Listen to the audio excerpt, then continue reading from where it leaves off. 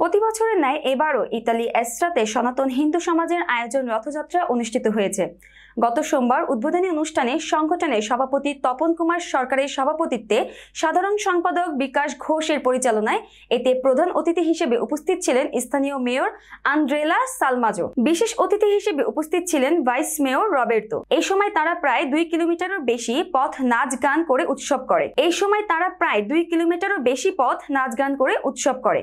রথযাত্রায় উপস্থিত ছিলেন শঙ্কর মণ্ডপ, সমর পাল, ভবেশ ঘোষ, দীপক ঘোষ, দেবাশিস দত্ত, সুব্রত ঘোষ, অপু ঘোষ, রাজু ঘোষ, আনন্দ ঘোষ, টুটুল সরকার, বাদল ঘোষ, বাসুকর, সীমনা ঘোষ, বাদল ঘোষ সহ আরো অনেকে। আগামী রবিবার ফিরতি রথযাত্রার উৎসব উপভোগ করার জন্য সকল সনাতন ধর্মাবলম্বীদের আমন্ত্রণ জানিয়ে অনুষ্ঠানের সমাপ্তি করেন সংগঠনের সদস্যরা।